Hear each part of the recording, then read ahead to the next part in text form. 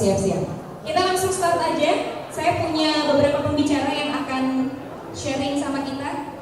Kita kasih tepuk tangan dulu untuk Abang Edwin SA. Beliau adalah digital marketing dan social media consultant. Dulu di Yahoo Indonesia, kalau teman-teman tahu ini country manager Indonesia. Bang Edwin ya. Bang Win di sini. Kemudian yang kedua kita ada teman-teman dari Layarnya TV. Kali ini Layarnya TV itu apa ya? Nah, kalau kalian akrab dengan YouTube, ini adalah official partner untuk YouTube Indonesia. Ada teman-teman dari Layarnya TV yang bareng juga sama Denis Adiswara. Kali ini ada Dion Widi Putra. Tepuk tangan buat Dion. Nah, yang ketiga tentu saja nggak akan lengkap kalau hal ini kita tidak lihat dari sisi akademisnya seperti apa sih keilmuannya. Ada Bapak Zain yang siap untuk sharing bareng kita kali ini. Silakan Pak. Monggo tepuk tangan untuk Bapak Zain. Udah kasih nama pasti ya. Oke, kalau Bang Edwin atau Bang Win akan ngomongin soal tren online 2014. Kemudian nanti Bang Dion akan ngomongin soal video blogging ya, yang suka selfie atau bikin video-video kecil di YouTube. Nah, nanti dari Pak Zain akan bahas soal akademis seperti apa dari sisi keilmuan untuk perkembangan teknologi sekarang yang merubah cara kita berkomunikasi. Langsung aja kita kasih tepuk tangan untuk Bang Edwin.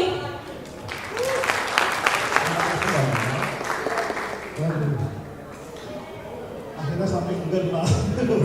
Oke, assalamualaikum warahmatullahi wabarakatuh teman-teman di UMR dan juga dari kampus-kampus lain ya, kami juga di SMA ya, SMA juga ya. Oke, sorry. Presentasi saya siang ini itu membahas tentang tren online dan digital pada 2014 di Indonesia pada khususnya. Jadi ini kita tahu kan berkembang terus. Beberapa tahun yang lalu kita tidak mengenal yang namanya istilah selfie atau meme mungkin kita masih asing. Cuma sekarang itu makin banyak yang menggunakan perangkat digital online perpaduannya untuk diakses lah ya. Nah kita akan membahas hal tersebut pada slide-slide berikutnya. Pertama-tama ini sebetulnya perkenalan sedikit, ini banyak yang menyebut bingung nama saya kan Abang Edwin gitu ya, Abang Edwin. Abang itu nama, Abang itu nama, jadi jangan bingung ya. Kalian bisa manggil saya Abang, bisa manggil saya Edwin juga. Nah biasanya kalau di online saya kenalan Bang Win, jadi kalau buat teman-teman di online, kalau ada yang manggil saya Bang Win, nah itu pasti mereka kenalnya di online gitu. Itu sekilas saja background saya, mungkin nanti bisa dibaca selanjutnya. Yang kita bahas hari ini ada 4 poin. Yang pertama adalah saya akan menyampaikan fakta-fakta tentang digital di Indonesia. Kemudian berlanjut ke ada di mana kita sekarang. Kalau belum zaman by the time itu kita selalu mencapai sebuah era di mana kita menggunakan sesuatu. Nah, pada poin kedua itu saya akan refresh kembali dulunya kita kayak gimana dan sekarang kayak gimana. Kemudian yang ketiga adalah perilaku pengguna internet Indonesia di 2014. Ini sebetulnya lebih ke pembacaan tren. Nantinya kita seperti apa nantinya yang akan tren di 2014. Dan yang terakhir itu kita akan membahas karakter pengguna sosial media di Indonesia. Banyak yang nggak sadar sebetulnya karakter kita di online, di sosial media itu terbentuk berdasarkan culture kita. Nanti kita akan bahas lebih lanjut, ini menarik sekali karena kadang-kadang kita nggak sadar tuh bahwa sebetulnya apa yang terjadi di antara kita menggunakan sosial media itu sedikit banyak berbeda dengan negara lain, bahkan dengan negara pencipta yang sekaligus. Gitu ya kira-kira. Oke. Kita mulai dari fakta-fakta tentang Indonesia berkaitan dengan dunia online dan digital. Ini banyak sekali banyak data-data sih sebetulnya ya. Yang pertama adalah populasi pengguna online di Indonesia itu tumbuh sangat pesat gitu. Kita udah tahu itu pasti banyak sekali yang memberitakan di media-media. Ini kira-kira grafiknya. Jadi diperkirakan tahun lalu ada 72,7 juta dan sekarang diperkirakan tahun ini akan mencapai 83,6 dan diperkirakan 2015 2015 itu akan mencapai 93,4, jadi besar sekali jumlahnya. Nah, begitu juga pengguna sosial media. Kalau yang tadi ada pengguna online, ini sosial medianya. Nah, itu kalau dilihat di situ ada 385 tweet yang terkirim dalam setiap menitnya, itu data dari negara kita. Jadi banjir sebetulnya, tiap menit itu kita ada seliweran 385 tweets. Nah, kalau dijumlahkan di bulan Juni saja tahun 2013 itu ada 1 miliar tweets atau sekitar 7,5% yang beredar. Coba bayangkan itu. Kita sih nggak sadar main tweet aja kan gitu, tweet gitu. Nanti ada jumlahnya segitu kira-kira. Nah, ini kira-kira kalau dilihat Jakarta, tweets dari Jakarta itu lebih besar jumlahnya dibandingkan dari Tokyo, London, dan New York. Jadi kita juara banget nih, negara paling bawel lah untuk urusan tweet ya. Jadi ada nomor 1 kalau dilihat di situ. Ya, di atas Tokyo, London, bahkan New York sekalian. Kalau kita lihat di sini ada kecil, nomor 6, Bandung. Jadi ada 2 kota di Indonesia yang masuk ke dalam data yang saya dapatkan dari Semiokas ini. Edan ya, luar biasa ya. Nah, Indonesia adalah negara yang jumlah populasinya pengguna Facebook terbesar keempat di seluruh dunia. Jadi kalau dibandingkan datanya itu jumlahnya hampir lebih banyak 20 juta kali dibandingkan UK, Inggris. Itu berdasarkan data yang saya dapat dari Wikipedia dan Alexis Darno. Dan ini tadi nomor 4 Facebook dari data lagi, dan 70% dari pengguna Facebook itu berumur di bawah 25 tahun. Ya, teman-teman di sini kali ya, termasuk. Kemudian dari 70% tersebut, 75% sebagian besar mengaksesnya dari perangkat mobile. Jadi kalian mungkin menggunakan smartphone ya, smartphone atau perangkat tablet atau apapun itu, ada 75% di situ. Nah, bukan cuma itu fakta yang menarik. Yang lain itu adalah penetrasi. Ini agak harus dibaca agak hati-hati. Penetrasi internet di Indonesia besarnya sebetulnya hanya 24% sebetulnya. Tapi dari 62% dari pengakses internet itu menggunakan perangkat mobile. Jadi dari 24% itu hampir lebih dari separuh itu menggunakan perangkat mobile. Nah, artinya Indonesia itu memiliki rasio pengguna berbanding penggunaan itu terbesar di dunia. Jadi negara lain itu nggak ada tuh yang punya rasio sebesar itu. Nah, ini menarik juga nih, kalau nggak diulik, nggak dicoba dibuka satu-satu data-data tersebut, kita nggak tahu sebetulnya kita punya potensi yang sungguh besar. Gitu. Nah, kalau ini secara statistik aja ya, kira-kira sekian. Populasinya dari 247 miliar. Kemudian ini data-data yang saya dapatkan untuk melengkapi data yang tadi sebetulnya. Ini bisa didapatkan dari mana saja sih sebetulnya. Nah, kemudian kalau ngomongin ads, kalau pakai perangkat misalnya, let's say KakaoTalk misalnya, kan suka muncul tuh ads-adsnya, iklan ya, iklan.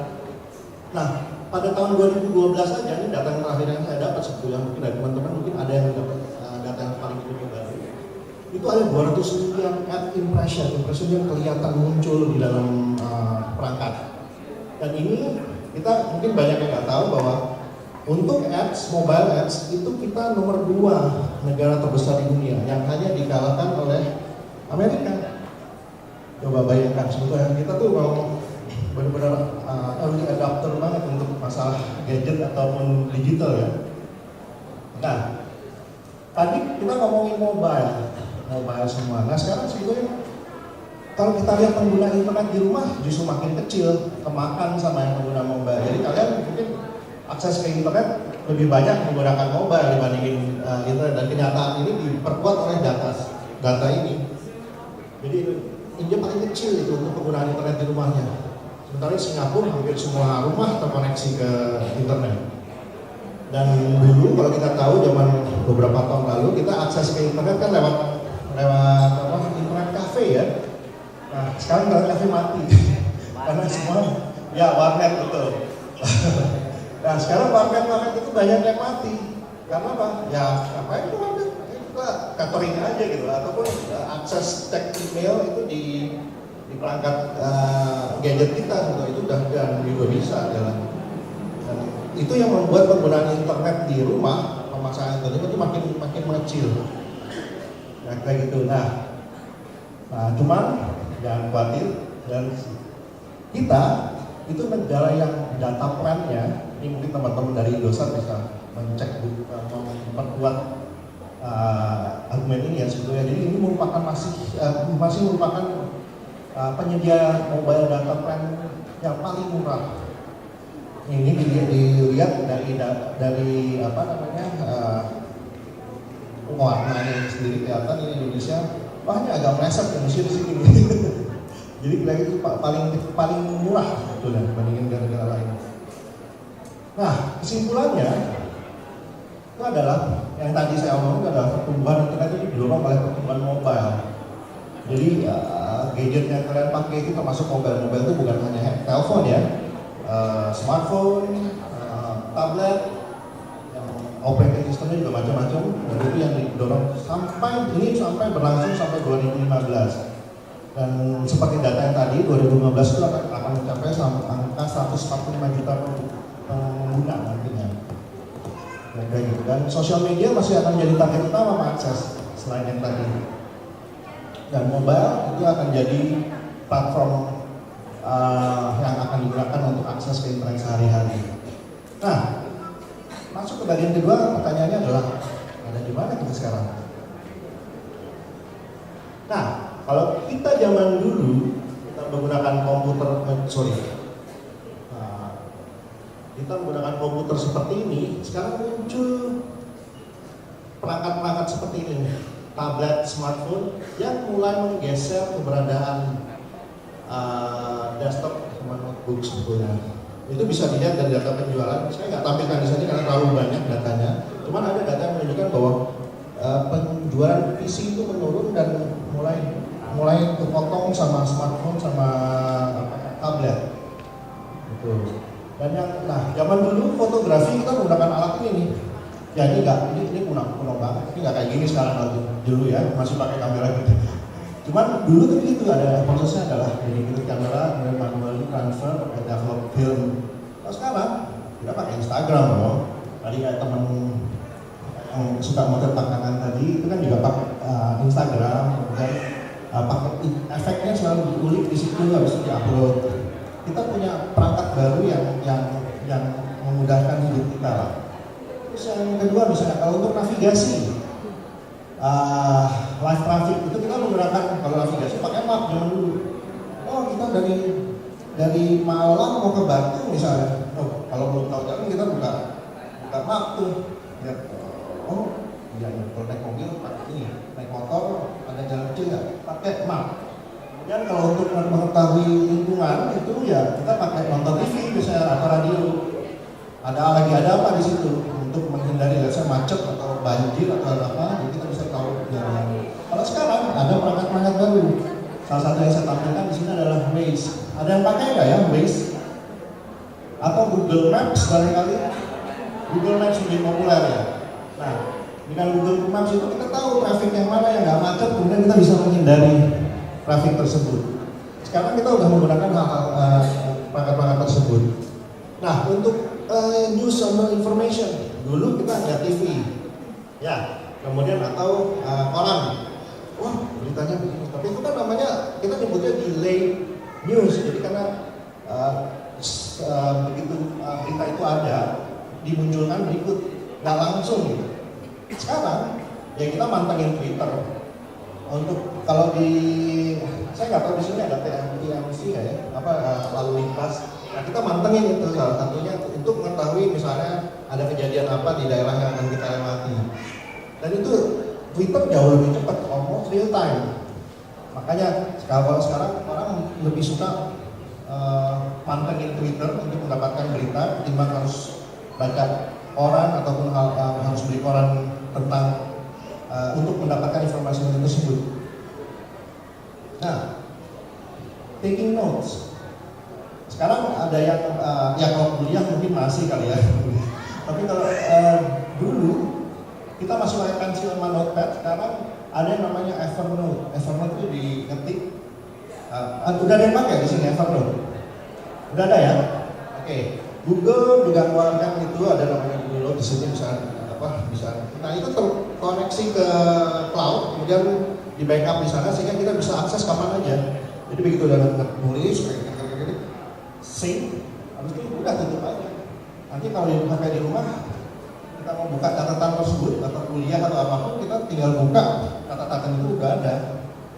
Nah itu kalau zaman dulu pakai itu tuh pakai pensil sama notes notepad beneran untuk tulis.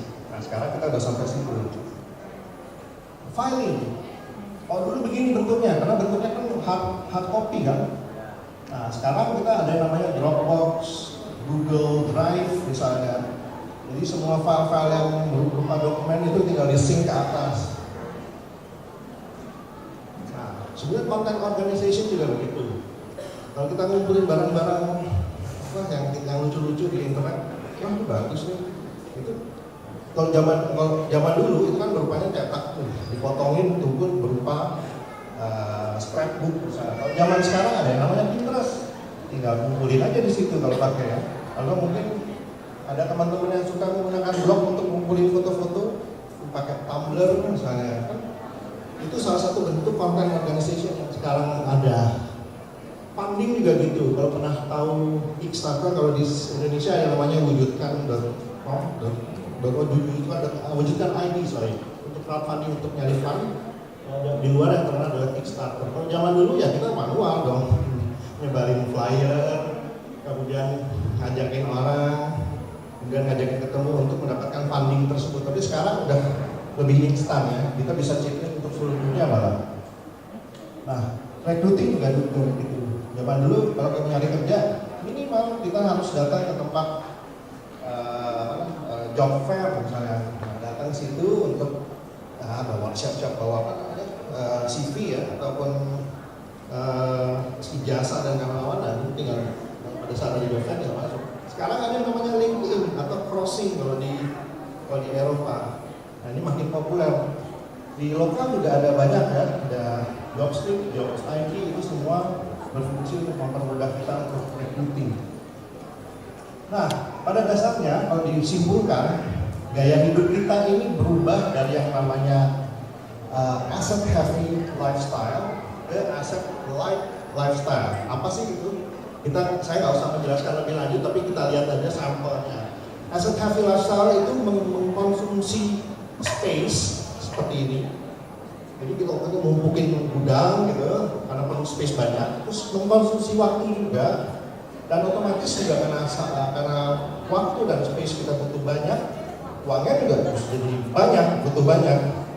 Nah, kalau light itu sebaliknya. Kalau kita lihat perbandingannya, nah ini heavy kayak gini, nyimpen barang. Tapi light kayak gini, kalau ini kita nyimpen tinggal di hard drive atau di cloud, nggak perlu penyimpanan yang rumit. Akhirnya kita berubah gaya hidupnya ya, mulai. Nah, aset heavy seperti ini juga contohnya bagi yang suka koleksi CD atau apapun, buku misalnya, kan buku itu rak-rak misalnya. Tapi sekarang itu ada yang namanya, kalau musik ada yang namanya Spotify, Pandora, iTunes yang bentuknya digital. Apakah kita masih perlu rak-rak seperti ini? Ya enggak lagi, lebih ringkas, bahkan mungkin mejanya kosong, ruangannya jadi lebih banyak. Nah ini contoh satu lagi nih, untuk film. Filmnya banyak sekali nih, kalau kita punya deretan DVD kita ditumpuk kan ngabisin tempat. Dan kalau zaman sekarang kita udah mulai beralih yang namanya YouTube atau Netflix. Netflix belum masuk ya Mas ya?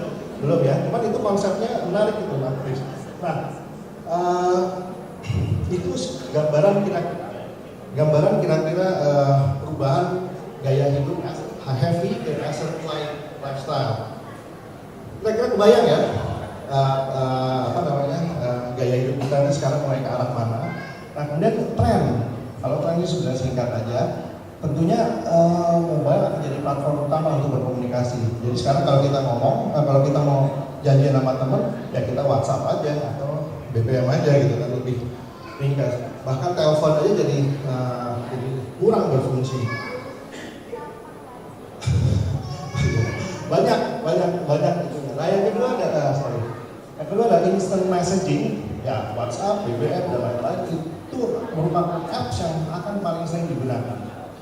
Nah, kalau menurut data yang saya dapat itu ada 60% dari pengguna mobile, ya teman-teman di sini ya pengguna mobile itu adalah menggunakan instant messaging lebih dari 10 kali sehari. Sadar nggak?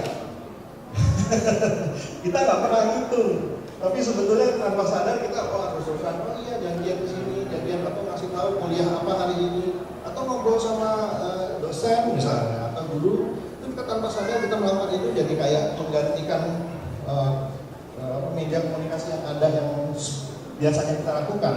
Jadi ujung-ujungnya lebih dari 10 kali. Mungkin saya yakin kalau di Indonesia malah lebih kali ya. Tapi ya belum ada data tentang itu. Nah kemudian sosial media akan jadi semakin banyak dan sering digunakan agar sebuah pendapat bisa didengar.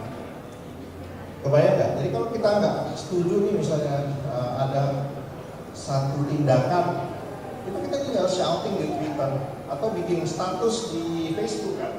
Wah ini nggak bener nih, ini contoh aplikasi artikelnya saya nggak setuju gitu. Makin banyak orang menggunakan sosial media mengumpulkan pendapat. Ya.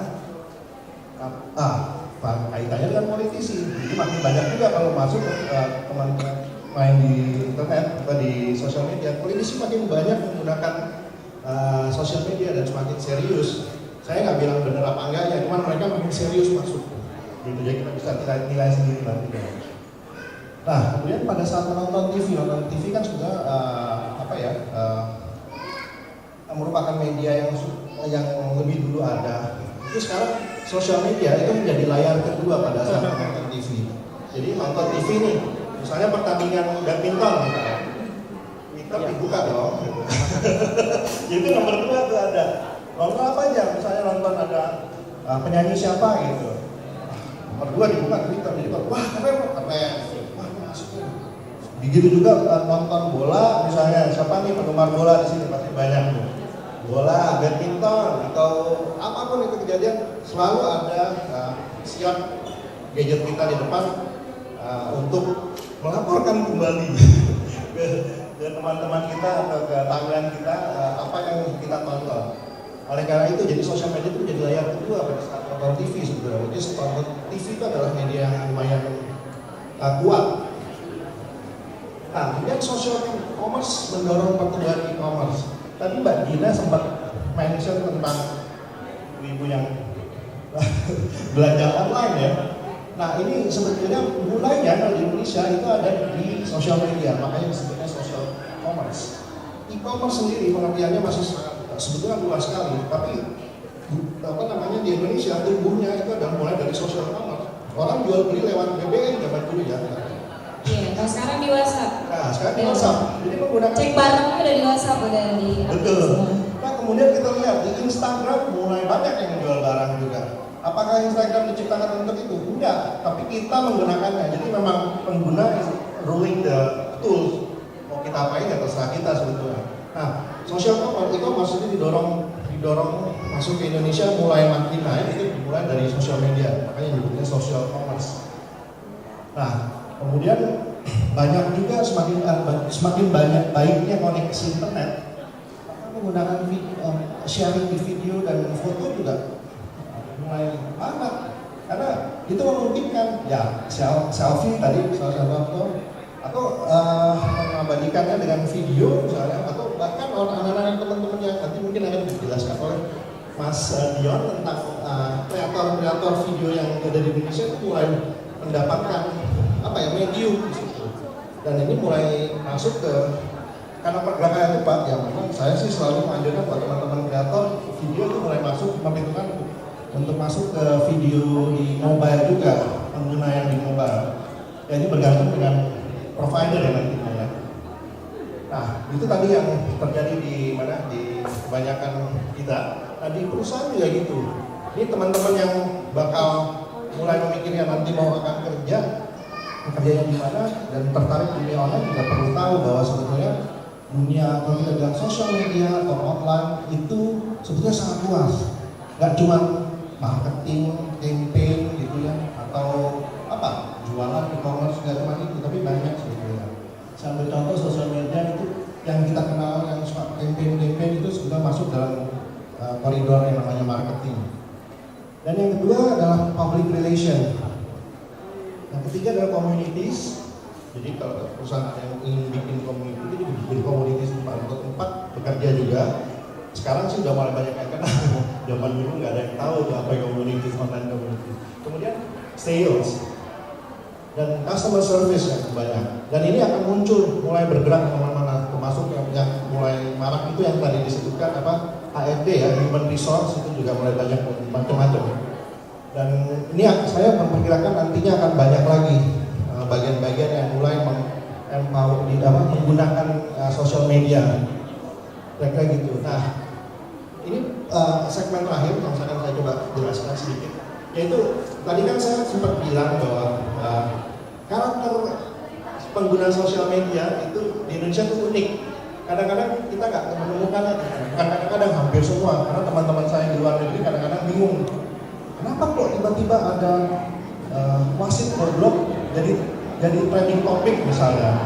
Mereka nggak tahu bahwa di kita lagi ada pertandingan apa tuh, ya kan?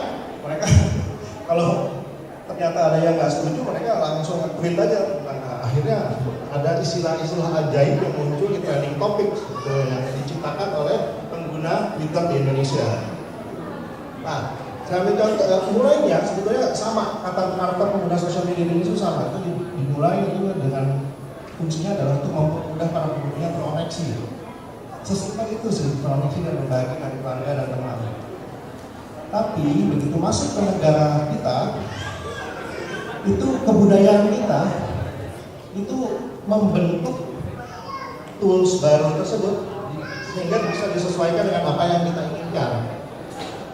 Nah, ini terjadi hampir di semua sosial media tools di kita.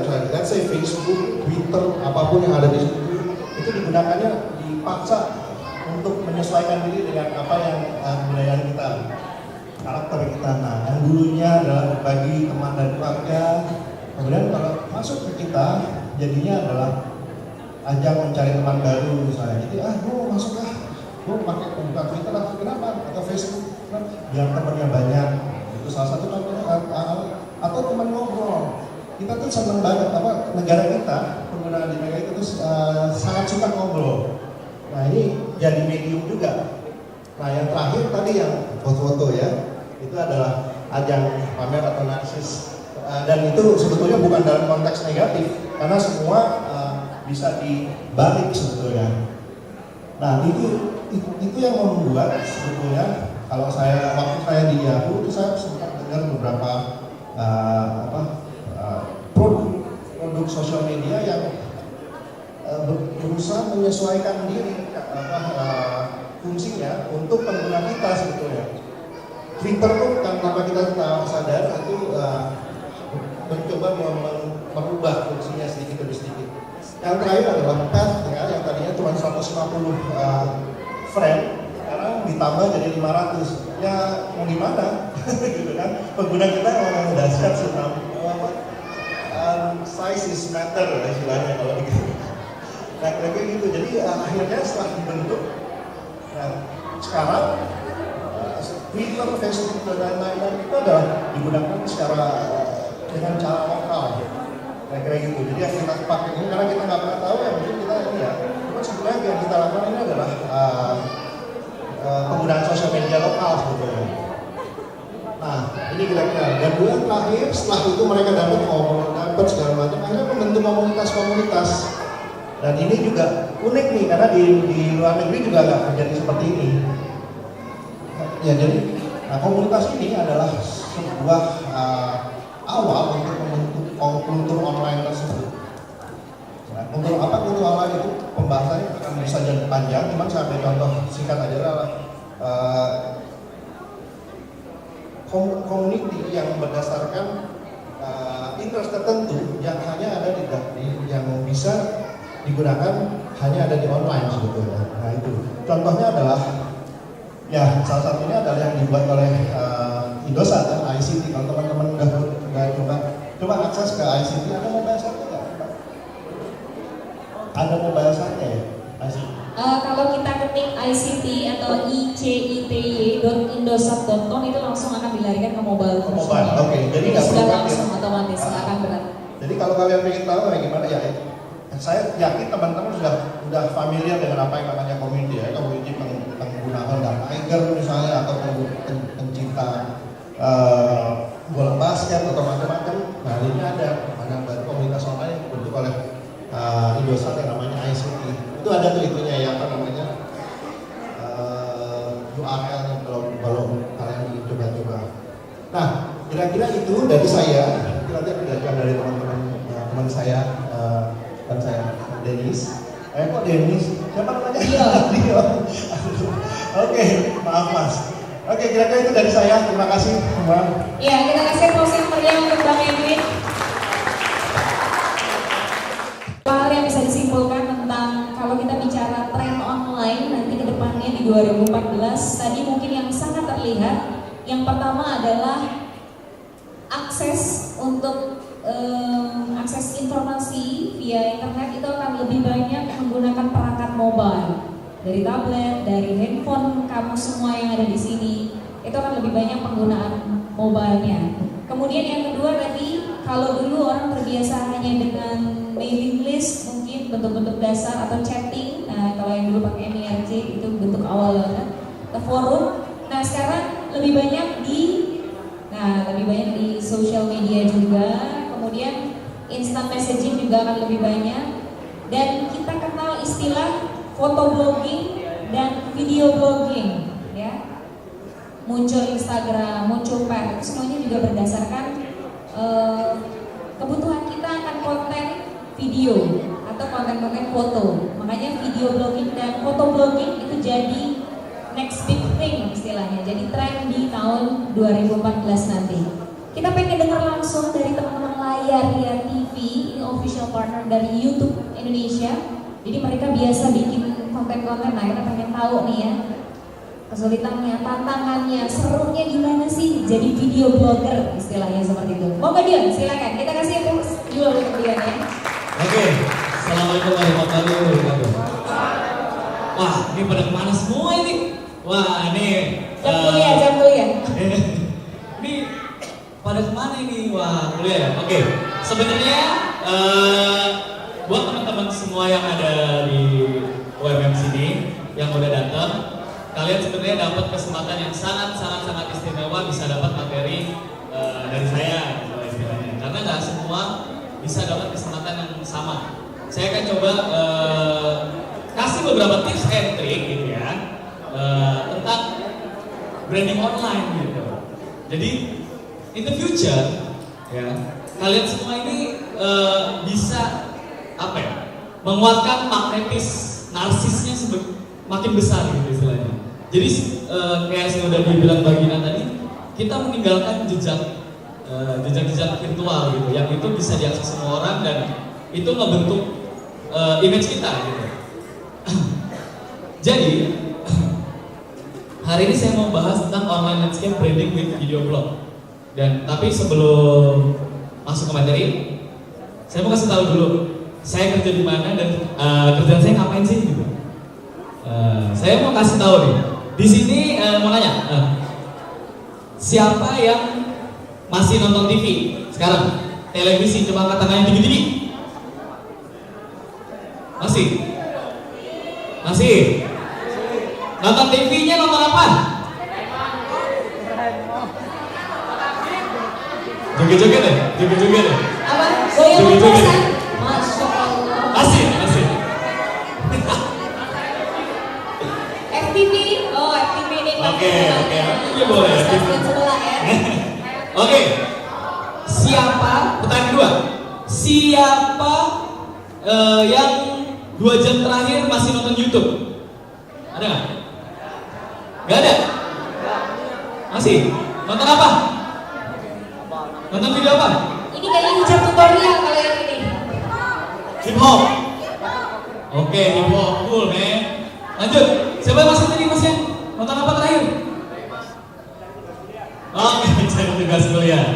Oke, ini aku terangin dulu ya. Semua teman-teman di sini tadi aku lihat kayaknya banyakan dari teman-teman SMA dan Fakultas Vkom ya. Vkom. Nah, kebetulan saya juga lulusan Vkom. Nah, jadi kalau di layarnya itu apa gitu ya, orang orang suka nanya gitu, Mas Dun kerja di mana sih? Saya kerja di Layaria Mas.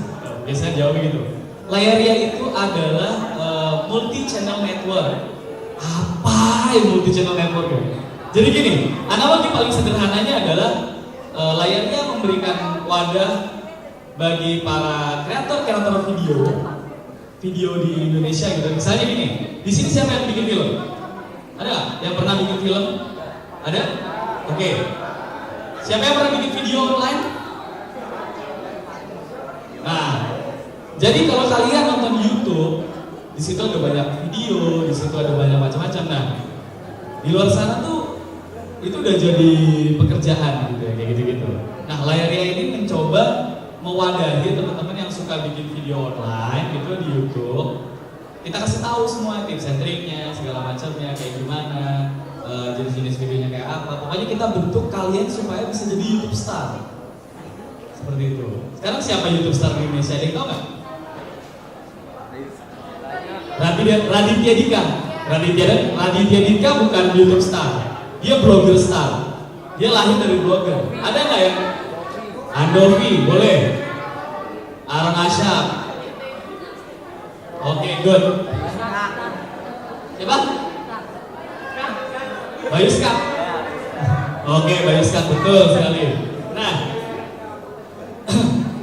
sebenarnya semua itu awalnya dari YouTube. YouTube itu udah jadi semacam top of mind kita. Kalau aku bilang buffer, pasti kalian ngomongnya YouTube. Gitu kan? Kalau aku bilang, kamu udah lihat video ini belum? Pasti video itu taruhnya di YouTube mostly. Gitu. Karena di Amerika sendiri udah paling tinggi, ya kan? Di Amerika paling tinggi, di Indonesia juga gede, gitu kan?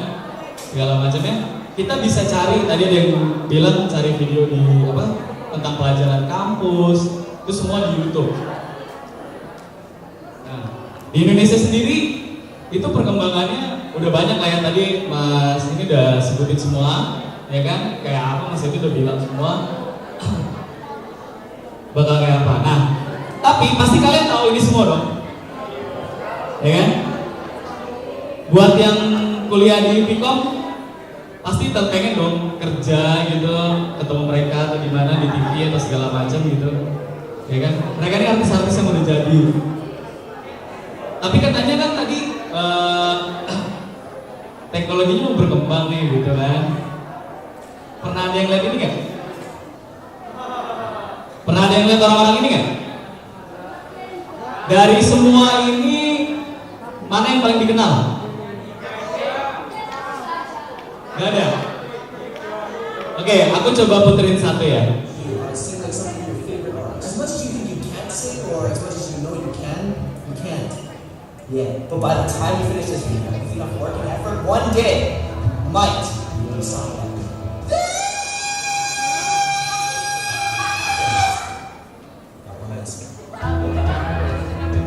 First artist you're gonna learn what I sound like.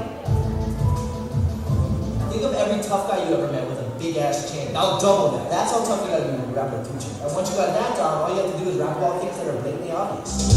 You got a big booty, so I call it big booty. Or like this. I'm in the kitchen. Yeah, I'm checking my or hold on, my birthday. Dia kan miliarder YouTube nomor 2 atau 3 mungkin, gitu. Nomor 2 atau 3. Dia udah bisa sukses banget. Terus ini ada yang kenal cewek cantik ini? Dia adalah namanya Lindsay Stirling. Dia adalah penyanyi pemain violin. Dia udah ditendang dari semua kontes musik semua, tapi akhirnya dia jadi YouTube star. Saya kebetulan nggak bawa videonya. Terus aku mau kasih unjuk satu video lagi. Oke. YouTube itu seperti apa? YouTube itu seperti ini.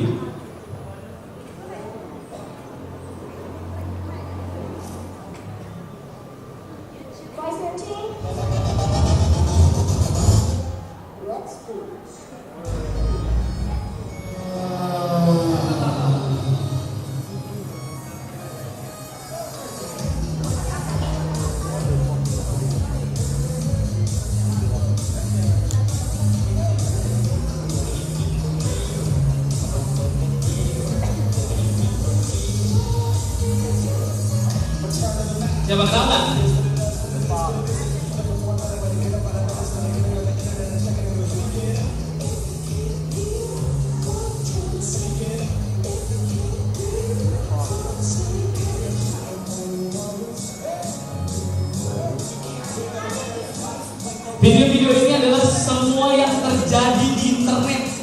sama di YouTube. Semua yang terjadi selama tahun 2013 di internet digabung jadi satu buah video yang ramai banget.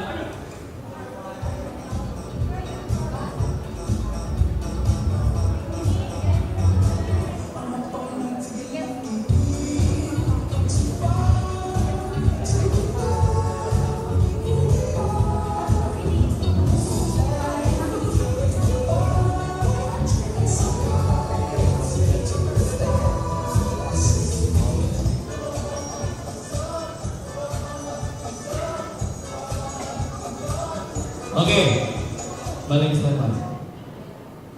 Sebegitu besarnya online video sebenarnya di luar sana, dan kalian masih nonton televisi gitu. Istilahnya gitu.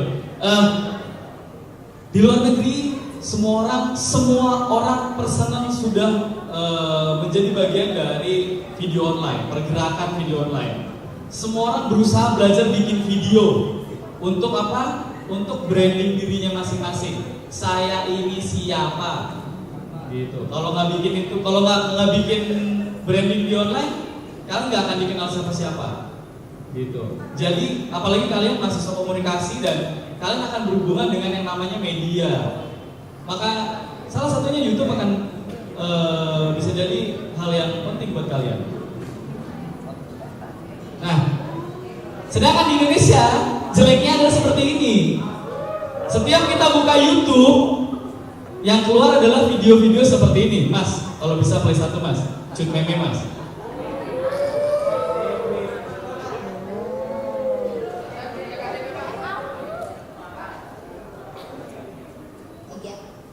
Sehancur-hancurnya masyarakat Indonesia, video kayak gini, view-nya 11 juta. Adalah salah satu video paling besar di YouTube. Masa sih kita diem aja sih? Iya gak sih? Tuh, apa ikonnya Mas? Stop Mas. Video kayak gini, balikin ke slide. Ayo lo. Masa kita diem aja sih? Ya kan? Kita harus lawan yang kayak gitu-gitu. Jadi ketika kita buka YouTube, ya, ketika kita buka YouTube atau buka online portal video lain, itu gak keluar yang kayak gini-gini nih. Gak keluar nih yang kayak gini-gini, yang bermasalah ini gak keluar gitu istilahnya. Terus kita mau gimana sih? Di sini ada beberapa teman-teman yang udah mencoba. Kenal gak mereka semua? Baru Boyskat, oke. Boyskat, siapa lagi? Siapa? Juli D. Ya, Juli D. Siapa lagi? Siapa? Bukan. Mas, puterin yang Irul Peter.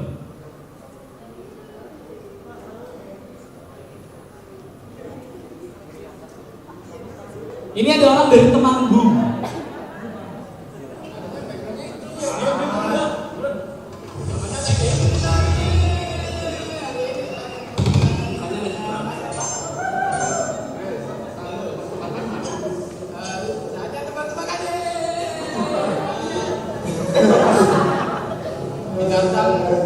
Binatang paling anak di dunia ini apa?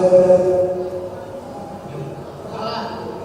Yang benar, babi hamil karena mengandung babi.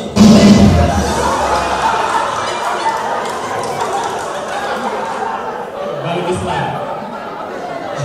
Mahasiswa Amikom kalau nggak salah di Jogja gitu. Dan dia tinggal di desa Temanggung gitu. Ibunya suster bidan. Tapi dia suka bikin video-video lucu-lucu dan asik-asik gitu.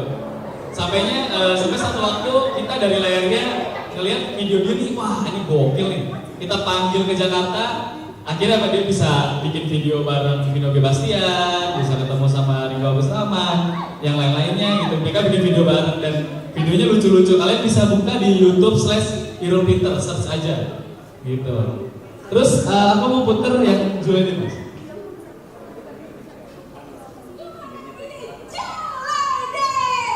Kali ini kita mau mainkan sama jus karet 5 dasar. Barengannya apa?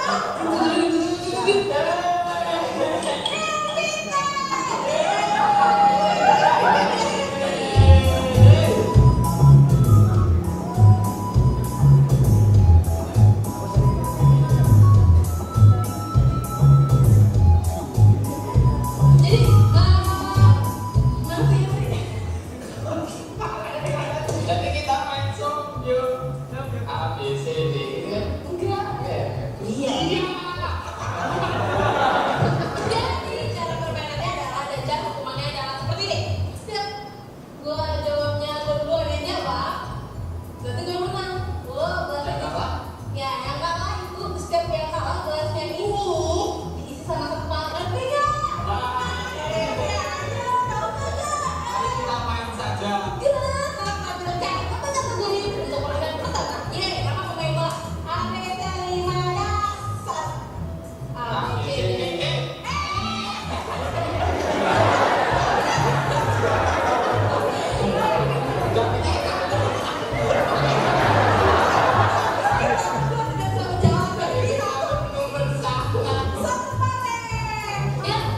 Nama karakter kata. Oke, A B C D E F G K K. Kuntilah kunjiwa rumah. Kunjak kunjak.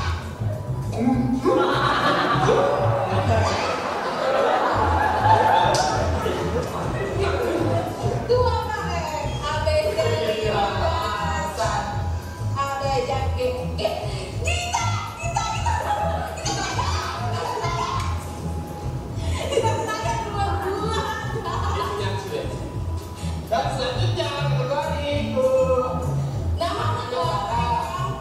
Udah kedua. A B C D E F A B C D E F G H.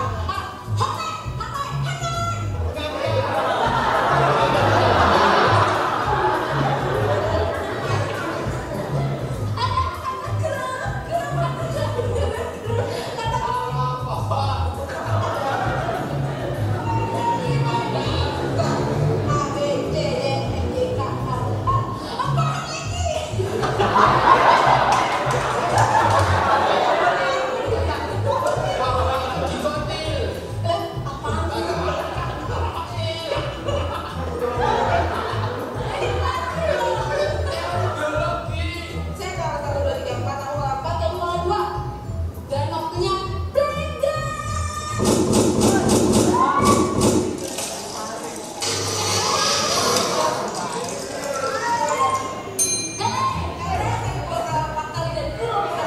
dua kali, jadi gue menghasilkan 2 gelas dari sisa blender dan Kirun menghasilkan 1 gelas. Kru, tolong siapkan ember. Buat apa? Buat mandi. Tuh.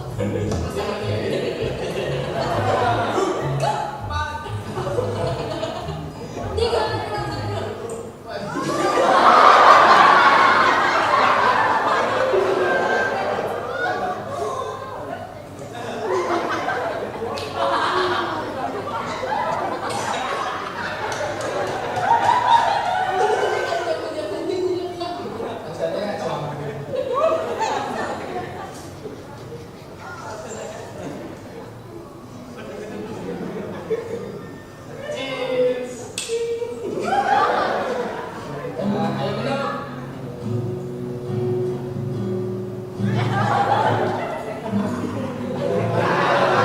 Dari sekian banyak kreator YouTube yang pasti kalian nggak pernah kepikiran ada ya di Indonesia tuh yang kerjanya bikin video YouTube.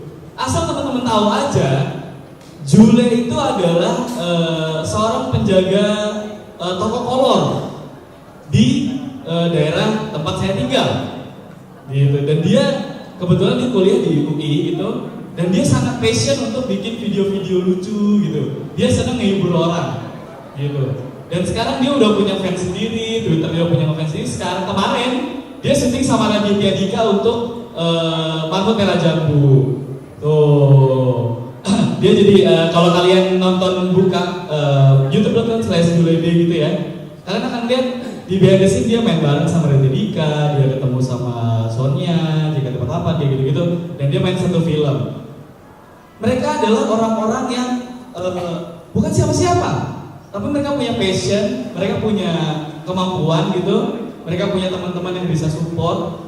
Sama kayak kalian yang mungkin bukan siapa-siapa, tapi mungkin 5 tahun ke depan ketika kalian branding diri kalian gitu ya, kalian bisa sesuatu, kalian bisa mendapatkan pengalaman-pengalaman yang orang lain nggak dapet gitu. Makanya tadi aku tanya, di sini siapa yang pernah bikin film? Siapa yang pernah kepikiran filmnya masuk bioskop? susah banget sekarang. Mau masuk bioskop tuh susah, mau masuk jaringan film itu susah, gitu. Daripada kita capek-capek, sekarang gini, biasanya nih aku dapat kabar nih. Jadi gini, perilaku teman-teman di daerah ini kalau misalnya contoh ya bikin film, ketika dia udah bikin, filmnya malah disimpan. Katanya nggak bisa ikut festival nanti gitu. Terus kalau misalnya bikin film disimpan buat apaan gitu? Mendingan kalian taruh di YouTube, kalian sebarin semua film-filmnya ke teman-teman kalian di sosial media. Nanti view-nya ada yang nonton. Selalu ada yang nonton film kalian, percaya nggak? Video kalian apapun nih kalian upload selalu ada yang nonton.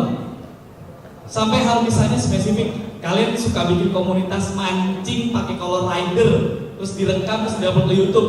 Itu kan dikit banget ya. Pasti komunitasnya. Lu udah mancing aja jarang orang mancing. Intinya yang mancing pakai color rider, mereknya rider lagi, ya kan misalnya gitu. Itu udah jarang gitu. Tapi pasti selalu ada yang nonton. Itu adalah power of YouTube, power of video online gitu. Kita bisa build community, kita bisa build fans kita. Jadi kalau kalian di sini cuma dengerin, masih nonton TV segala macam, nggak do something, kalian akan dicekokin terus nih sama media-media gede. Kalian nggak bisa bikin semacam pergerakan sendiri, kalian nggak bisa keluar dari lingkaran itu, kalian harus do something gitu. Nah makanya aku punya campaign nih, ngajak teman-teman semua untuk yuk go vlog, ya kan? Bikin video blog gitu. Kira-kira jadi vlogger itu, vlog atau vlogger itu apa sih istilahnya, apa sih ribet? Aku punya satu video trailer, teman-teman di Bandung bikin semacam web series pendek, itu masih trailernya, dan di situ ada penjelasan tentang vlog. Kita tonton.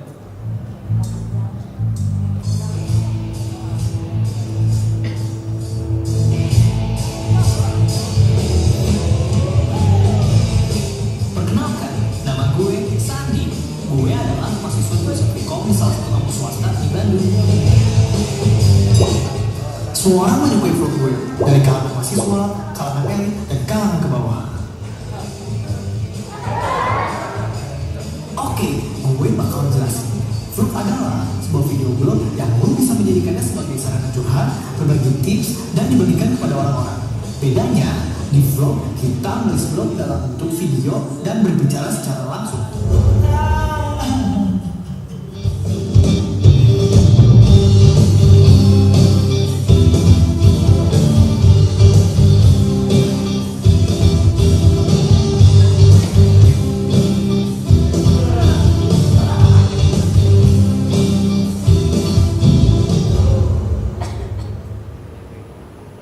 Aku boleh nanya sesuatu nggak? Boleh. Iya, jadi gini, sebenarnya aku masih sayang sama kamu. Kamu mau nggak balikan sama aku lagi? Oh, sorry ya, aku udah punya pacar. Maaf, tadi dibajak. Kalian bisa jadi seseorang, kalian bisa punya fans juga, kayak si Sandi ini tadi, gitu. Walaupun diputusin pacar. Iya, istilahnya adalah vlogger, video blogger. Kalau Raditya Dika beberapa tahun yang lalu dia berhasil istilahnya pecah telur gitu ya, jadi seorang blogger terkenal di Indonesia, bisa dibilang belum ada yang sebesar Raditya Dika untuk membuat video blog. Bahkan siapa namanya tadi? Andovi pun belum. Walaupun dia subscribernya udah banyak, Aaron Asya pun belum.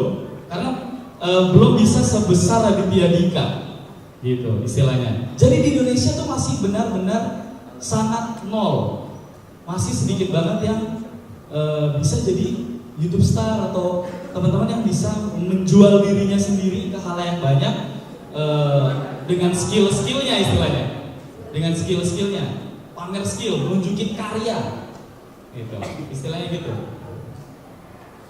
Terus kalau mau jadi vlogger itu seperti apa gitu? Jadi aku mau kasih, jadi dari YouTube itu sebenarnya luas banget. Kalau kalian buka YouTube tuh kalian bisa ngeliat dari video orang jatuh, video orang kebakaran tiba-tiba jatuh, terus kepleset, didorong orang, apa segala macem. Pokoknya video random-random yang lucu-lucu. Ada bisa belajar, video tutorial, ada vlog juga, ada film pendek, ya macam-macam lah. dari semua video yang banyak itu, kalian bisa bikin sebenarnya. Kalian bisa ambil contoh. Nah, pada sesi kali ini saya akan coba kasih tahu kalau misalnya mau jadi vlogger tuh kayak apa sih?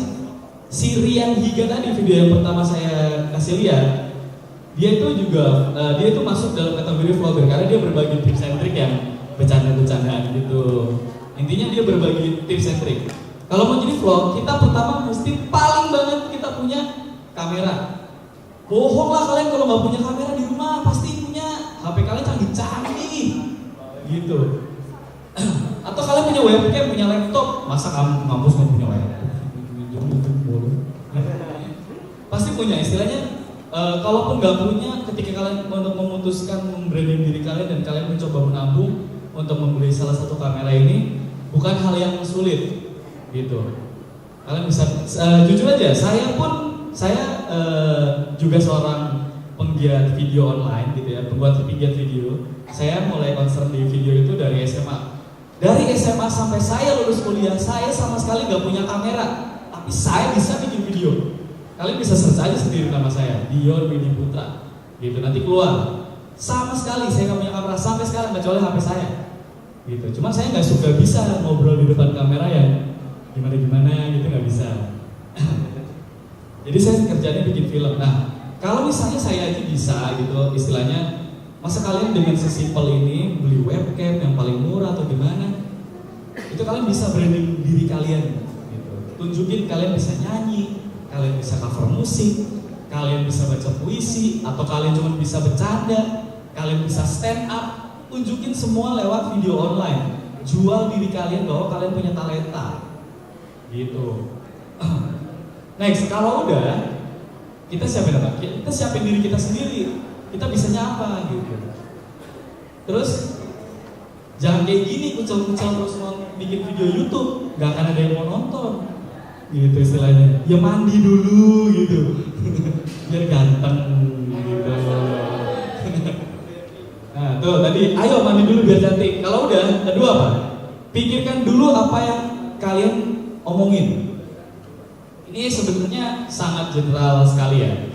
Kalian punya, ini karena konteksnya vlog, jadi kalian bikin video di depan kamera yang dia ngomong wih segala macam. Memang bukan hal yang gampang, gitu istilahnya, bukan hal yang mudah. Kalau nggak percaya, aku punya video satu lagi. Tunggu apa? Bumbunya baru tangan. Ini adalah audisi Apa lawak. tuh? Dia cerita lagi ngelawak. Mau apa bumbunya?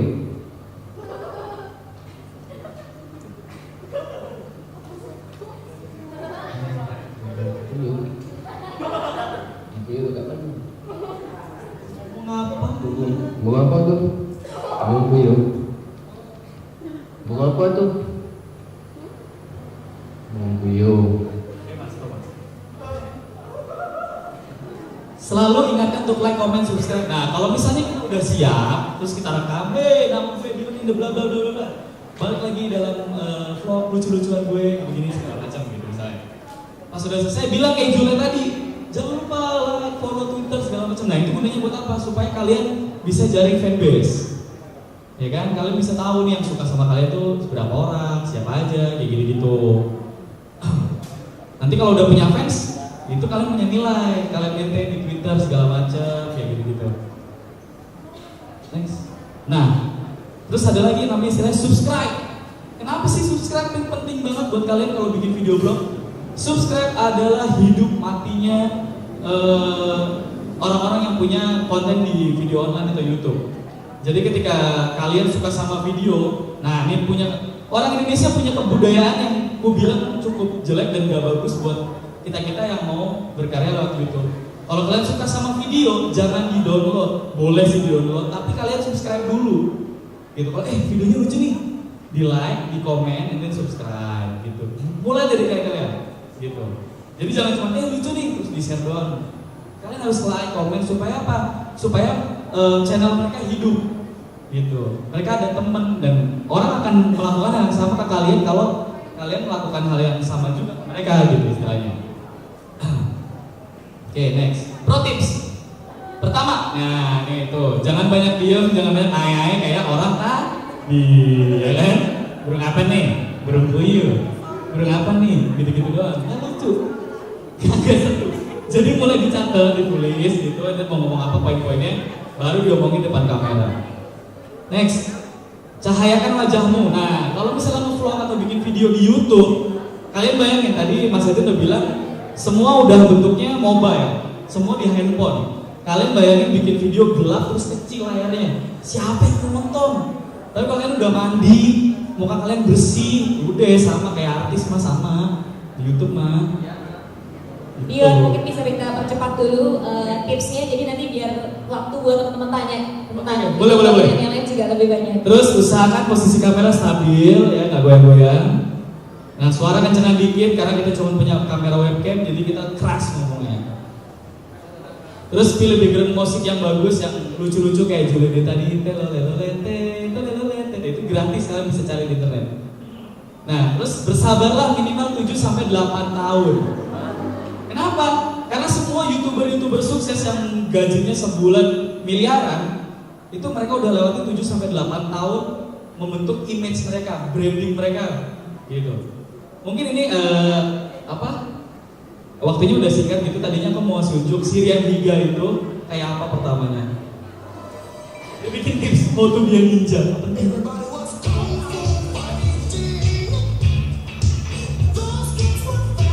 Gelap videonya, segala macam, sangat-sangat sederhana.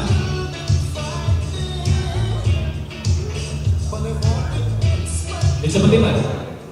Nah, tuh.